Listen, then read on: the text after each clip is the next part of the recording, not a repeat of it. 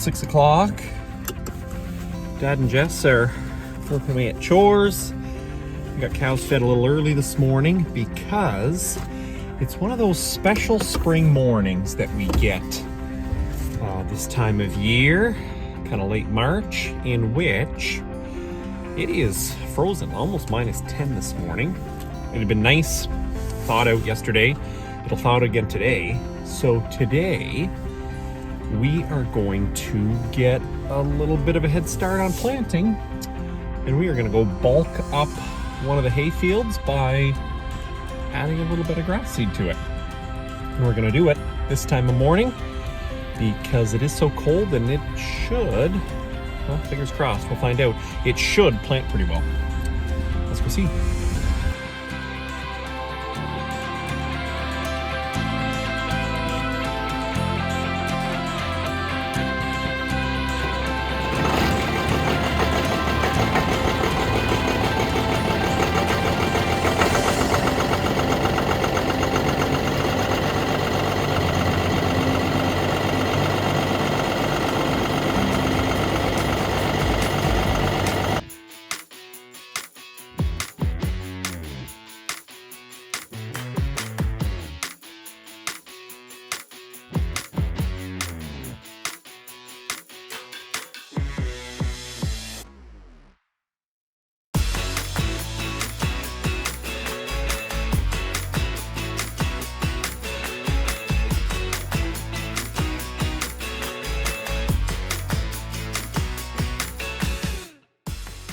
So the job's pretty easy.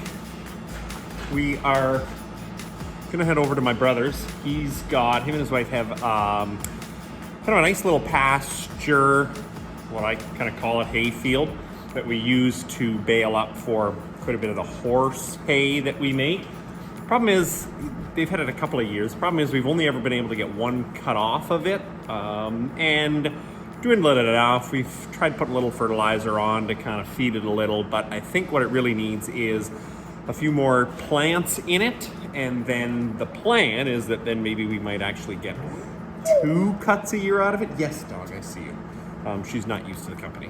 Anyway, so we're just gonna throw the seed on the back of the drill. There's not a whole lot to do, and then we'll run her over there. Man, it's a beautiful morning for doing this. I only put a little in just to kind of make sure that it was going to work and everything was working fine, but it seems to be flowing good. We're going to adjust it a little just to speed up how many seeds are going in. But other than that, I think we're in for a good morning doing this.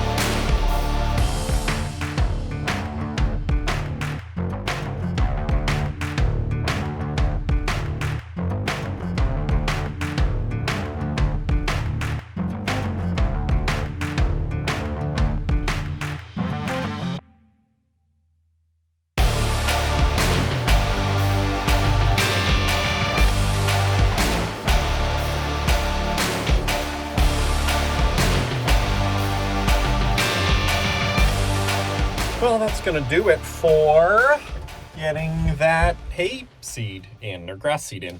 Hopefully that makes a bit of a difference come summertime. I guess we will just wait and see. So we'll back this here for now. We'll get it backed in a little later, but I think now we'll kind of call it second coffee breakfast of the day. Yeah, we'll do that. But then the next thing, the big decision now, is continuing to figure out which robots we're going to end up with. And the tour of the blue robots, the DeLaval robots, is up next. So let's have a look to see what they look like. All right, Sjenk, we're here looking at a pretty blue one. Give me an idea, first of all, this farm here at Bosdale is a great setup. Can you tell me a bit about, how the cows are flowing through this robot? What makes a DeLaval work compared to some of the others? Yeah, absolutely. So with our robots, the cows come to the robot, and we make our robot accept all cows, meaning we make it a friendly environment for Holsteins, Jerseys, Guernseys, whatever breed you may have in the barn. The cow enters the robot. She gets ID'd by the ID caller. It knows the cow at that point, and it brings the grain to the cow. So whether you had a Jersey or a Holstein, the feed bowl will adjust to this cow, making her very comfortable inside the box. Once the cow is identified, then the nutritionists on this farm would set dietary needs for this cow, so they know what we're getting at the bump. Whether it be a Jersey or a Holstein or crossbreed, again, it adjusts the ration for this individual animal on the feed cart. When we drop grain, we only feed grain to this cow if her head is in the bowl and eating. If she's looking somewhere else or something's bothering her today, then we'll know later on the Delpro reports, hey, this cow's grain consumption for the day was lower than it should be. So we get that part figured out. Now we have to milk the cow. So the robot takes the wash cup. It goes and individually washes and dries each quarter, and it's in a timed sequence. Scientifically, we know that 90 seconds is the perfect biomodel milk letdown for the cow. So if you watch the robot work, it'll wash all the teats, it'll dry and clean all the teats, then it goes, waits, and attaches the milk cup, which gives us the fastest flow of milk letdown that we can on this individual. Once we've got the animal milked, we know that once on this farm, if we get to 350 milk per minute or less of milk, then it's time for that quarter to come off. When the quarter comes off, all the quarters are off, the arm goes back in and individually puts a T-tip on each T-end for a proper barrier seal. So another strong feature with this new robot, the V310, this one is there's no teaching. As we move forward to this, you'll see your phone and computer, you're in control all the time. So now with new startups, you can be in the barn with your cows while you're trying to get them into the robot barn, and they just go in, and from your phone, everything can happen. This robot understands the cow, sees her teat placement with this vision system, attaches to her, and does everything on its own. Well, and Josh was actually showing us on his phone what you could do with it, and it's actually not too far off if you just step back to what this computer looks like. Like basically his phone looks exactly like that. What is this screen showing us? What kind of information can we pull from it? Yeah, so what this screen right now is showing us is each quarter we meter all the milk, exactly what is coming through. So we know exactly what each quarter is producing. These meters are ICAR approved by the labs. So if you look up here, now we know exactly what each quarter is supposed to give us. It's telling us the flow of each quarter, and outside this is how much we've achieved. If this is off a little bit, so our achieved milk yield is lower than our expected, we already know that this cow's not feeling well. So therefore, we're ahead of the game a little bit, and we can deal with this cow and whatever needs she has to be dealt with. If you have a brand new heifer, and again, right from your phone, this is what your phone screen, you can manually attach this heifer. If you need to change gates, you can do that all from your phone. So this This screen is from the phone. It's from the phone, yeah. However, if you're working in here, you can also check all the robots. So if you had 10 robots in your barn, you can check each robot from here also. Now you mentioned, Sjenk, the somatic cell count on here, and you've obviously got the big box behind you. And there's a couple of things that are unique in this about DeLaval too. Can you walk me through what's behind you? Yeah, so this particular robot, like we said before, is the V310. So this is the on-lab testing unit for the V310. So In fact, you call it an on-lab, first of all. Sounds like it is testing and pretty high-tech. Exactly. And so this robot will take these animals and look at her what's going on reproductively with this cow. So it'll tell you if she's cystic, it'll tell you what kind of cyst she has, it'll tell you if she's not cycling. Basically what that means is she needs more energy in the ration usually. It'll tell you, hey, this cow's ready to get bred. It'll tell you when you breed her, this cow's pregnant. It tells you if she had an abortion also. So that's what this online lab does. This online lab here is test the somatic cell count in the cow. So, and this can be set at different intervals. What it means is that on a base of 300, we know what the MDI and blood conductivity are. What we don't know is how high is it. Yeah. And what this does, it takes that particular animal now, because you say, hey, you know what, I got a couple cows I want to just check on. You put it through this. It's the same as you see in the lab at any university lab, and it'll say, hey, this cow is 1.1 million, or this cow is 2.5 million.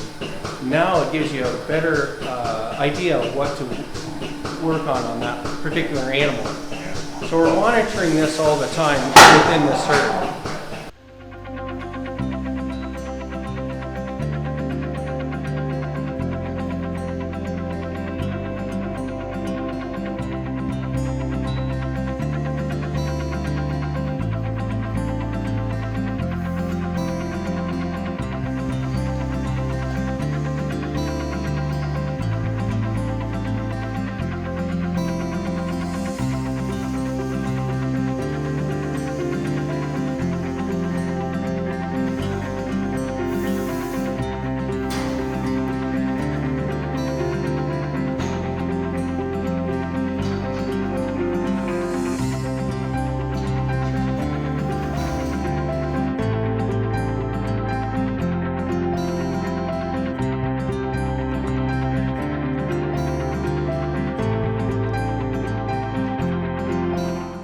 Well, I don't know about you, but this definitely is harder than I thought maybe it was going to be.